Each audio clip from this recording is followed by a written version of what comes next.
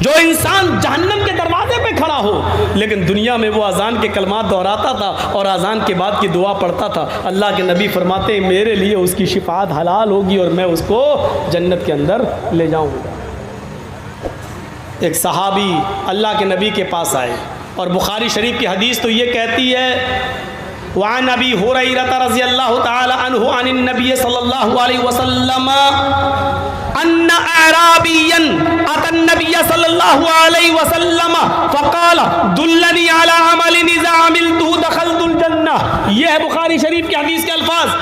حضرت ابو ہریرہ فرماتے ہیں ایک دیہاتی اللہ کے نبی کے پاس آ گیا، ان اعرابیا اتى النبي صلی اللہ علیہ وسلم، ایک دیہاتی اللہ کے نبی کے پاس آیا اور آ کر کہنے لگا اے اللہ کے رسول میں دیہاتی آدمی ہوں، گاؤں دیہات کا رہنے والا ہوں، مجھے شارٹ کٹ میں بتا دیجئے جنت میں جانے کا راستہ کیا ہے۔ دلنی علی عمل، ایک ایسا عمل مجھے بتائیے عملتہ دخلت الجنہ، کہ میں اس پر عمل کروں اور جنت میں داخل ہو جاؤں، یعنی میں کامیاب ہو جاؤں، میں جنتی بن جاؤں۔ اللہ کے نبی صلی اللہ علیہ وسلم نے فرمایا، کیا کہا؟ قال تعبد اللہ ولا تشرک بہ شیئا، تم جنت میں جانا چاہتے ہو؟ ہاں، اللہ کی عبادت کرو، اس کے ساتھ کسی کو شریک مت کرو۔ دیکھیے جنت میں جانے کے راستے بتا رہا ہوں، غور سے سن لیجئے، بہت آسان ہے۔ اگر ہم نے ان راستوں پہ عمل کر لیا تو جنت میں داخل ہو جائیں گے اور جہنم سے بچ جائیں گے ہم۔ سن لو یہ عمل، تعبد اللہ ولا تشرک بہ شیئا، اللہ کی عبادت کرو اور اس کے ساتھ کسی کو شریک مت کرو۔ اس کے بعد آپ نے فرمایا وَتُقِيمُ الصَّلَاةَ الْمَكْتُوبَةَ، اور فرض نماز کو پابندی کے ساتھ پڑھتے رہو، اس میں کبھی کوتاہی مت کرو، جب وقت ہو پڑھ لو، فرض نماز کو کبھی مت چھوڑو۔ وَتُؤَدِّ الزَّكَاةَ الْمَكْتُوبَةَ مفروضتا وَتُؤَدِّ الزَّكَاةَ الْمَفْرُوضَةَ، اور جو زکوٰۃ فرض کی گئی ہے تمہارے اوپر، یعنی 7.5 تولے سونا یا 52.5 تولے چاندی کے تم مالک ہو، یا اتنا پیسہ تمہارے پاس ہے اور اس کو 1 سال گزر چکی ہے تو تمہارے اوپر زکوٰۃ فرض ہے 100 روپے میں 2.5 روپے۔ اب زکوٰۃ ایک مستقل موضوع ہے۔ کسی کے پاس تالاب ہے، تالاب میں مچھلیاں ہیں تو مچھلیوں میں زکوٰۃ ہے یا نہیں؟ کوئی آدمی تالاب میں مکھانے کی کھیتی کرتا ہے، اس مکھانے پہ زکوٰۃ ہے یا نہیں؟ کوئی آدمی کوئلے کا دھندا کرتا ہے، کوئلہ لاتا ہے، اس کوئلے پہ زکوٰۃ ہے یا نہیں؟ یہ زکوٰۃ کا ایک مستقل ایک موضوع ہے۔ میں پورا زکوٰۃ پہ جب بولوں گا تو وہ ایک الگ موضوع ہوگا۔ تو میں یہ بتانا چاہتا ہوں کہ جس نے زکوٰۃ دی اور زکوٰۃ پوری ادا کی، یعنی 100 روپے میں 2.5 روپے، 40 روپے میں 1 روپیہ، تم زکوٰۃ کو پوری طریقے سے ادا کرتے رہو۔ اور آخری چیز بتائی وَتَصُومَ رمضان، اور رمضان کے روزے رکھو۔ اس نے کہا والذی نفسی بیدی لا ازید علی ھذا ولا انقص، اے محمد صلی اللہ علیہ وسلم قسم ہے اس ذات کی جس کے قبضے میں میری جان ہے۔ دیکھیے وہ دیہاتی کیا کہہ رہا ہے، اے اللہ کے نبی قسم ہے اس اللہ کی جس کے قبضے میں میری جان ہے، آپ نے مجھے جو بتایا میں اس پر عمل کروں گا، اس میں میں کوئی زیادتی نہیں کروں گا اور کوئی کمی نہیں کروں گا۔ آپ نے جتنا بتایا اس پر میں عمل کروں گا، اپنی طرف سے میں اس میں زیادتی نہیں کروں گا اور کوئی کمی بھی نہیں کروں گا۔ فلما ولا، جب اس نے پیٹ پھیری اور جانے لگا، جب مسجد سے اٹھ کر رخصت ہونے لگا، جب مسجد سے اٹھ کر جانے لگا تو اللہ کے نبی نے فرمایا من سرہ ان ينظر الى رجل من اہل الجنہ فلینظر الى ھذا، اے نمازیوں، اے مسجد میں نماز پڑھنے آنے والے صحابیوں، اگر تمہیں کسی جنتی آدمی کو دیکھنا ہو جس نے ابھی تک کسی جنتی آدمی کو دنیا میں نہ دیکھا ہو، وہ دیکھ لے یہ جنتی آدمی جا رہا ہے، دیکھ لے یہ جنتی آدمی جا رہا ہے۔ یعنی یہ آدمی ہمارے پاس آ کر بیٹھا، اس نے کہا کہ میں آج کے بعد اللہ کی عبادت کروں گا، اس کے ساتھ کسی کو شریک نہیں کروں گا، میں 5 وقت کی نماز کی پابندی کروں گا، میں زکوٰۃ بھی ادا کروں گا اور رمضان کے روزے بھی رکھوں گا، میں کچھ بڑھاؤں گا نہیں اپنی طرف سے اور کچھ گھٹاؤں گا بھی نہیں اپنی طرف سے۔ اللہ کے نبی کہتے ہیں یہ کہہ کر جانے والا آدمی جنتی ہے، اور جس نے دنیا میں کسی جنتی انسان کو نہ دیکھا وہ دیکھ لے یہ جنتی انسان جا رہا ہے۔ یہ جنتی انسان جا رہا ہے، یہ ہے کامیاب راستہ، یہ جنتی ہے۔ ایک اور حدیث کے اندر آتا ہے کہ من صلی البردین دخل الجنہ، جس نے 2 ٹھنڈی نمازیں پڑھی وہ جنت میں جائے گا۔ لو، ٹھنڈی نمازیں کیا ہوتی ہیں؟ بخاری شریف کی حدیث ہے، من صلی البردین دخل الجنہ، جس نے 2 ٹھنڈی نمازیں پڑھی وہ جنت میں جائے گا۔ 2 ٹھنڈی نمازوں سے مطلب فجر کی نماز اور دوسری عصر کی نماز، یہ دونوں نمازیں ٹھنڈی کہلاتی ہیں۔ یہ بڑا مشکل کام تھا عرب کے لوگوں کی نظر میں۔ وہ رات میں جب تھکے ہوئے آتے تھے، سوتے تھے، تو فجر میں جلدی اٹھ نہیں پاتے تھے، اور دوپہر میں جب محنت کر کے آتے تھے اور دوپہر میں کھانا کھا کر جب لیٹتے تھے، قیلولہ کرتے تھے، تو عصر میں نہیں اٹھ پاتے تھے۔ یہ 2 نمازیں بڑی بھاری تھیں اور لوگ ان دونوں نمازوں میں بڑی سستی کرتے تھے، اس لیے ان دونوں نمازوں کی اہمیت بتائی کہ ان نمازوں کی پابندی کرنے والا، فجر اور عصر کی نماز کو اہتمام کے ساتھ، جماعت کے ساتھ پڑھنے والا جنت کے اندر داخل ہوگا۔ اس کا یہ مطلب نہیں ہے کہ فجر اور عصر ہی کی نماز پڑھیے جنت میں چلے جاؤ گے، مغرب چھوڑ دو، عشاء چھوڑ دو، نہیں میرے بھائیوں، ان دونوں نمازوں میں آدمی بہت سستی برتتا ہے۔ فجر میں جلدی اٹھ نہیں پاتا ہے، اور عصر میں دوپہر میں محنت کر کے آیا، سو گیا، تو عصر میں جلدی سے اٹھنے کو دل نہیں کرتا۔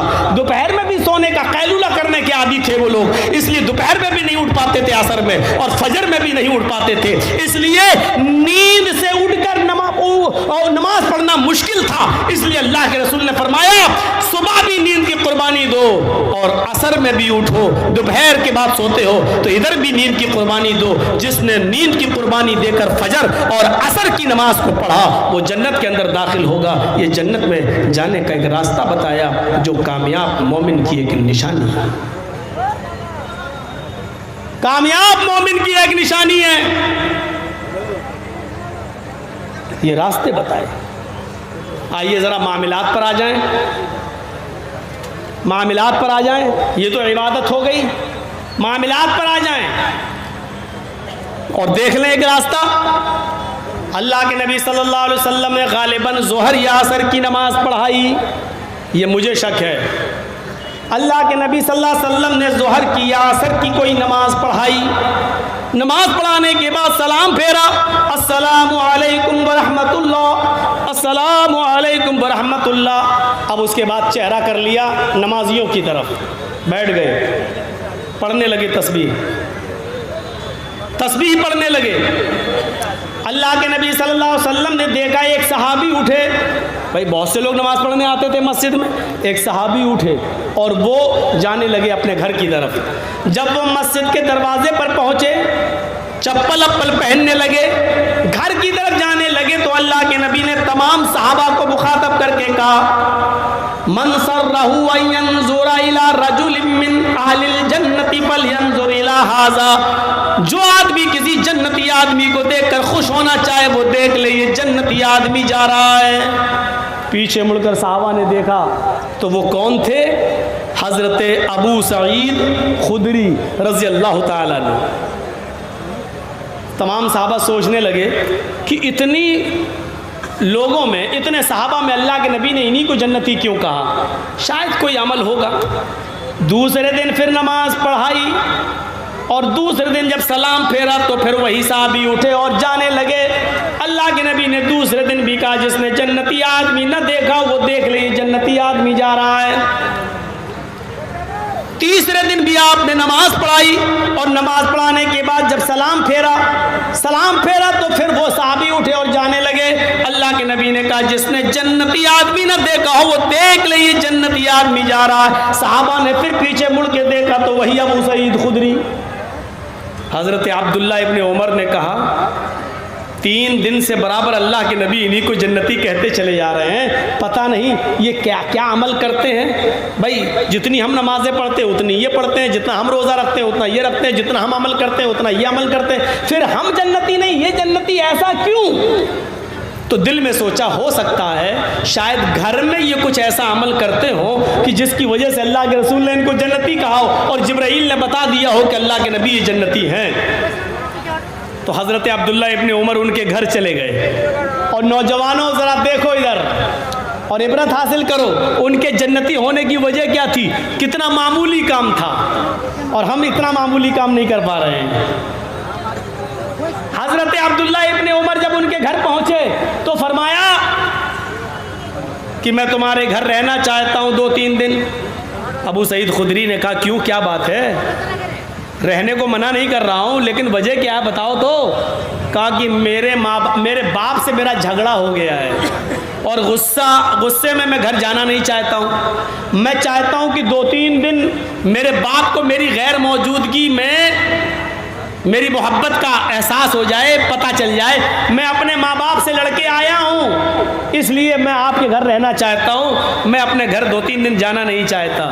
ابو سعید خدری نے کہا ماں باپ سے لڑائی لڑنا اچھی بات نہیں ہے، ویسے رہو میرے گھر کوئی دقت نہیں ہے، لیکن ماں باپ سے لڑنا اچھی بات نہیں ہے۔ کہا ٹھیک ہے، 2-3 دن کے بعد ہم اپنے ماں باپ کے پاس چلے جائیں گے۔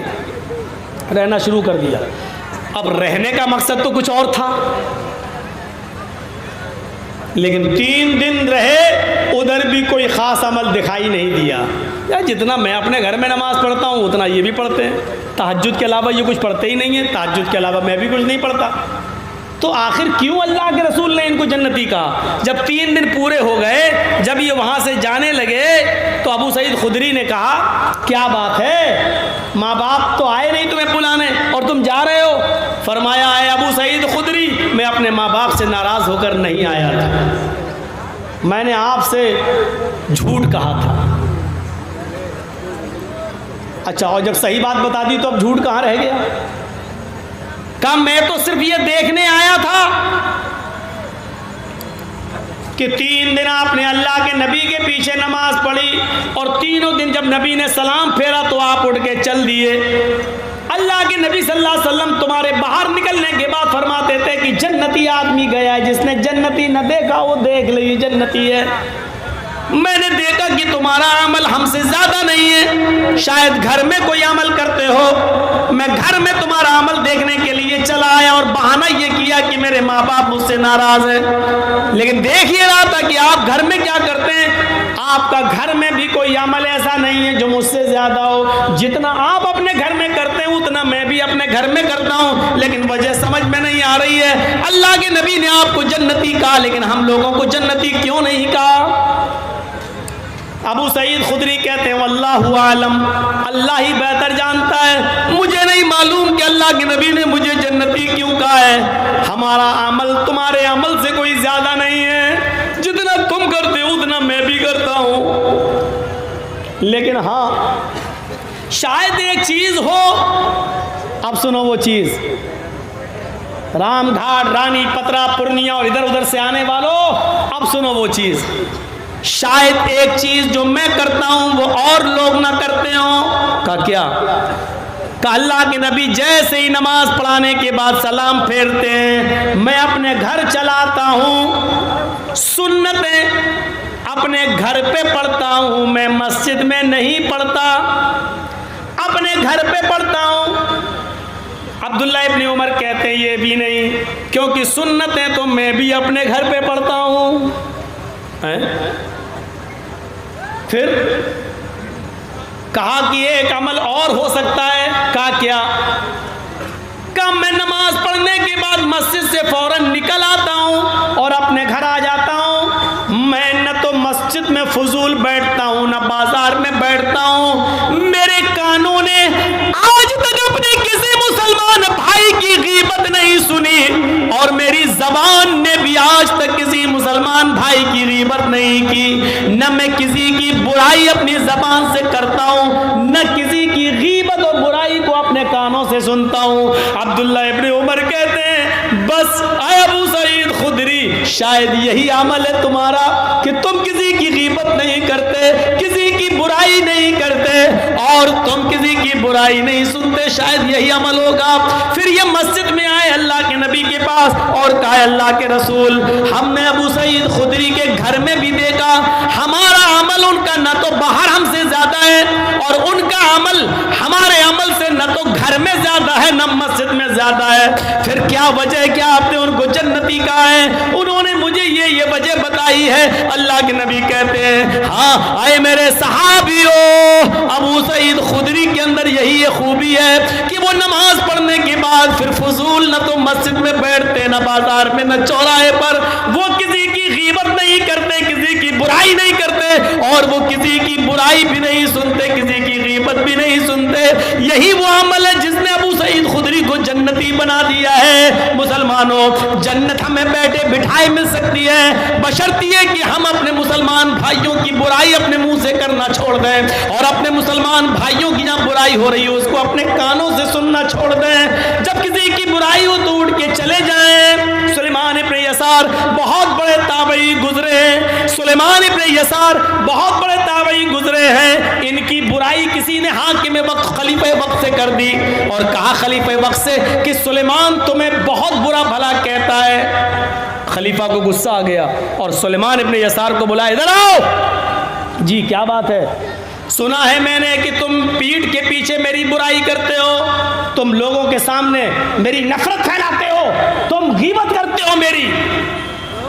سلیمان ابن یسار کہتے ہیں کہ آپ کو جس نے بھی بتایا ہے غلط بتایا ہے، جس نے بھی خبر دی وہ غلط خبر دی. جو چیز بتانا چاہتا ہوں وہ سنیے. سلیمان ابن یسار تابعی ہیں اور بادشاہ وقت سے کیا کہہ رہے ہیں، خلیفہ سے کیا کہہ رہے ہیں؟ آپ کو جس نے بھی خبر دی غلط، چاپلوس ہے وہ آپ کی نظروں میں محبوب بننا چاہتا ہے، آپ کی نظروں میں اچھا بننا چاہتا ہے، اس لیے اس نے میری برائی آپ سے کی ہے. بادشاہ کیا کہتا ہے؟ خلیفہ کیا کہتا ہے؟ خلیفہ نے کہا سلیمان ایسے آدمی نے مجھے بتایا ہے جو بہت بڑا متقی و پرہیزگار ہے، جس کی فجر کی نماز کی جماعت کبھی نہیں چھوٹتی اور جو تہجد کبھی نہیں چھوڑتا. تہجد گزار آدمی فجر کی نماز میں وقت سے پہلے پہنچتا ہے. برسیں گزر گئیں، کئی سالیں گزر گئیں، اس کی فجر کی نماز کی تکبیر اولا پہلی تکبیر بھی نہیں چھوٹی ہے. اتنے متقی و پرہیزگار آدمی نے مجھے بتایا ہے کہ تم میری برائی کرتے ہو لوگوں سے. سلیمان ابن یسار مسکراتے ہیں اور جانے لگتے ہیں. خلیفہ نے کہا بغیر جواب دیے ہوئے تم نہیں جا سکتے ہو. آئے سلیمان، بہت بڑے متقی اور پرہیزگار آدمی نے مجھے بتایا ہے، تہجد گزار اور فجر کی نماز کو پابندی سے پڑھنے والے آدمی نے مجھے بتایا ہے، متقی آدمی نے بتایا ہے کہ تم میری برائی کرتے ہو. میں نے آج تک اس کو جھوٹ بولتے ہوئے نہیں دیکھا. بڑا متقی آدمی ہے وہ، ہم اس کا نام نہیں لینا چاہتے ہیں، لیکن جس نے بھی تمہارے بارے میں مجھے خبر دی ہے وہ بہت نیک ہے، بہت متقی ہے.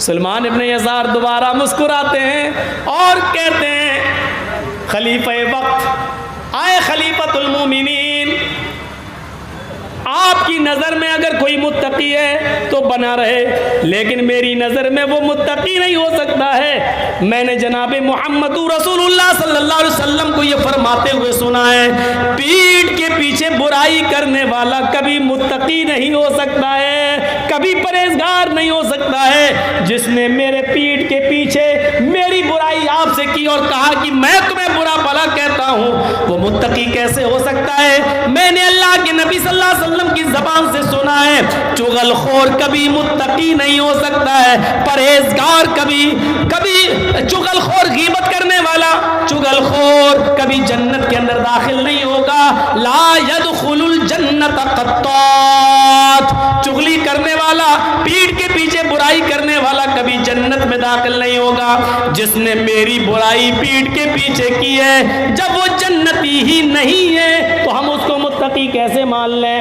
پیٹھ کے پیچھے برائی کرنے والا چغل خور کبھی متقی نہیں ہو سکتا. سلیمان ابن یسار نے جب یہ حدیث سنائی تو خلیفہ کہنے لگا، اے سلیمان آج تم نے میری آنکھیں کھول دی ہیں، تم ٹھیک ہی کہہ رہے ہو. جو آدمی تمہارے غیر موجودگی میں تمہاری برائی مجھ سے کر رہا ہو، میری نظر میں اچھا بننے کے لیے وہ متقی کیسے ہو جائے گا؟ جاؤ. اس واقعے سے کیا پتہ چلا؟ چاہے کتنی نمازیں پڑھ لو، چاہے کتنی تہجد پڑھ لو، چاہے کتنی فجر کی نماز پہلی صف میں جا کر پڑھنے لگو، اگر کسی کی غیبت کرتے ہو تو غیبت کرنے والا جنت میں، چغلی کرنے والا جنت میں نہیں جائے گا۔